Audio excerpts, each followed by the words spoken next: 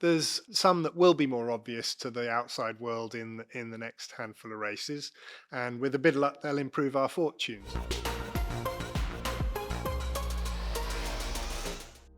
Hello and welcome to this week's Akkodis Race Debrief. My name's Jodie and joining us today we have James Allison answering your questions from the Miami Grand Prix. So James, how do we sum up the Miami Grand Prix weekend for the team? Well, I guess sort of objectively, good to get a podium, good to put points over Ferrari and over Red Bull, but a little bit joyless nevertheless, because McLaren beat us by a country mile. To some extent, we had a bit of fortune getting George ahead of Max, and overall, we didn't have the race pace that we wanted to see. Yeah, talking about race pace, why is it that our qualifying pace looks so much better than the race pace at the moment? We're finding it pretty straightforward to get the tyres very happy for a single lap, happy in balance front to rear. That tends to mean that the drivers are confident to lean on the car in qualifying. But come the race, we are running the tyres, or the tyres are running hotter than we would wish, meaning that the drivers have to then slow down to manage the tyre temperatures. But obviously slowing down is not really top of the list of things you want to do in a racing car. So if we look at George's sprint qualifying, why did we send George out so early on in that SQ3? In sprint qualifying, unlike in qualifying, you only get one go, and the drivers are just trying to choose when that's going to give them their best shot. You can wait till the death and hope that the track has come your way a little bit by more rubber going down. But if you do wait to the death, you also are running the gauntlet a little bit of getting messed up by other people causing yellow flags or whatever. And going out early allows you to manage your own outlap pace without having to worry about other cars. And that was what George chose. He just felt that would give him the cleanest run possible into his sprint quali 3 lap. And someone that had an excellent sprint quali was Kimi. How was the team feeling after seeing land that pole position? Well, I think, you could see in the faces of everyone in the garage the pleasure that we all took from it. It's a fairly transient pleasure because the moment quali or sprint quali is over, you've got to face the main event, which is the racing. And we know there that the challenges are very different. So a great pleasurable moment, but then you start looking ahead. So if we look at strategy now, we saw George go out on that alternative strategy of using the hard tyre for the start.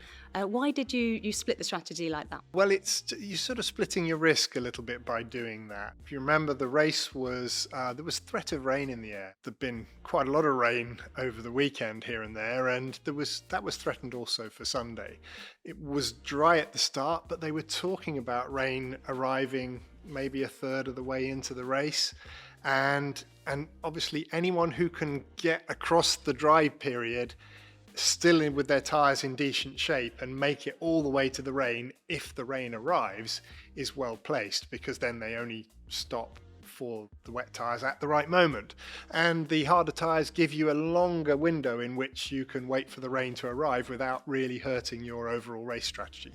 So George chose that, but overall, if it weren't a wet race or the threat of wet race, that's a slightly suboptimal strategy. You're better off going medium and then hard, which is what the majority of the field chose. So for Kimi, a bit further up the grid, he chose the more conventional route, and George was just hoping that a bit of rain would come. But in the end, didn't get the rain, but we did get the safety car, and that is also one of the things that the hard strategy will give you. If you get a safety car period after everyone else has stopped, then you cash in. And you said about Kimi being on that other one, starting on the mediums, but when he did come in for his pit stop, there was something that went on. Can you talk us through what happened and what went wrong with that pit? Yeah, well, Kimi didn't have the luckiest of pit stops in the whole race weekend, really. When he came in, one of the things we have to be absolutely clear about is that we don't release him back out into the path of an oncoming car.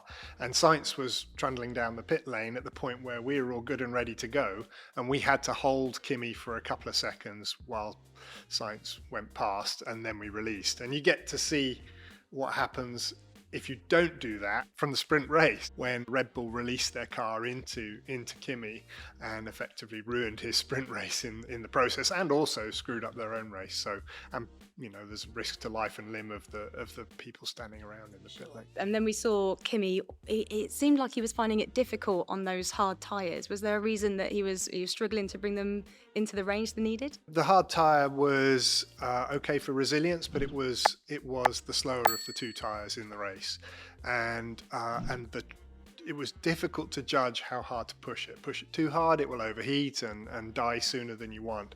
Don't push it quite hard enough, and it's not really in the window where it grips well.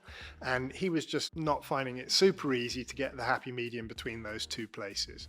But he's ever so young, and he's only done a handful of races. I think the progress that we've seen in Kimi is really evident, and all of these things are brilliant opportunities for him to learn and for him to have in the years ahead. And talking about it, he is still very young. Was he being hard on himself after this weekend? We know he's done incredibly well, but it must have been frustrating for him. I know he would have been disappointed with the start in the sprint race.